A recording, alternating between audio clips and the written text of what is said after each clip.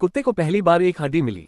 वह उत्साह में उछलता कूदता सड़क पर दौड़ पड़ा, लेकिन अगले ही पल हड्डी गायब थी। वह उसे ढूंढने के लिए भीड़ में भागा। एक औरत के हाथ में रोटी देखकर उसका मुंह पानी से भर गया। तभी वहां से एक सैन्य दल गुजरा।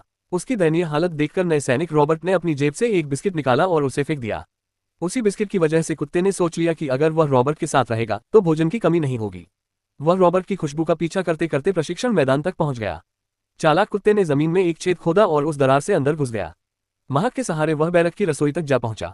वहां उसने मेज पर पसलियों से भरी थाली देखी, लेकिन उसके कुछ करने से पहले ही रसोइया उसे डांटते हुए बाहर भगा देता है। डर कर वह भागता हुआ बाहर निकला और गलती से रॉबर्ट से टकरा गया। परिचित गंध पहचानकर कुत्ते को यकीन हो गया कि यही वह नेकदिल व्यक्ति है जिसने उसे खाना दिया था। वह रॉबर्ट के पास बैठ गया और वहां से हिलने से मना कर दिया। रॉबर्ट ने उसे भगाने की कोशिश की, पर वह गलती से भौंक उठा, जिससे अधिकारी का ध्यान उस पर गया। अधिकारी ने दोनों को साथ देखकर समझा कि यह रॉबर्ट का कुत्ता है और आदेश दिया कि वह इसकी देखभाल करे।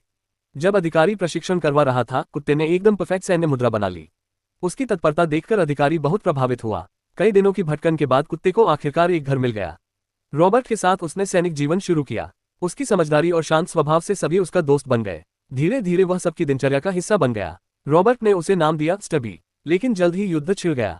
रॉबर्ट समेत सभी नए सैनिकों को मोर्चे पर जाना पड़ा। जब विदाई का समय आया तो स्टबी ने रॉबर्ट के बैग में घुसकर उसके साथ जाने की कोशिश की, मगर रॉबर्ट ने उसे गले में पट्टा बांधकर कैंप के रसोई के हवाले किया। रॉबर्ट को जाते देख स्टबी ने खुद को छुड़ाने की बहुत कोशिश की। वह उसकी खुशबू का पीछा करता हुआ स्टेशन तक पहुंच गया। ट्रेन चल चुकी थी। वह दौड़ता हुआ पटरियों के किनारे भागा और आखिरकार ट्रेन के पीछे कूद गया। बाद में जब उसने रॉबर्ट को जहाज पर चढ़ते देखा तो माल के बक्सों के बीच छिपकर वह भी जहाज में घुस गया। वहां उसने अपनी सूंघने की शक्ति से रॉबर्ट को ढूंढ निकाला।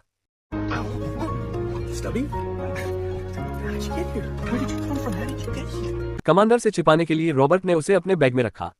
तभी उनका सामना कर्नल से हुआ। स्टबी ने रॉबर्ट की नकल करते हुए सलाम ठोका। कर्नल, जो पहले उसे डांटने वाला था, हंस पड़ा और बदले में सलाम किया तथा आदेश दिया कि स्टबी को भी सैनिक पहचान टैग दिया जाए। इस तरह स्टबी सेना में भर्ती हो गया। जब वे युद्धभूमि पहुंचे तो उन्हें एहसास हुआ कि युद्ध उतना रोमांचक नहीं जितना भयावह है। ठंड और भूख से जूझते हुए वे सुबह का इंतजार कर रहे थे कि अचानक दुश्मन ने हमला कर दिया।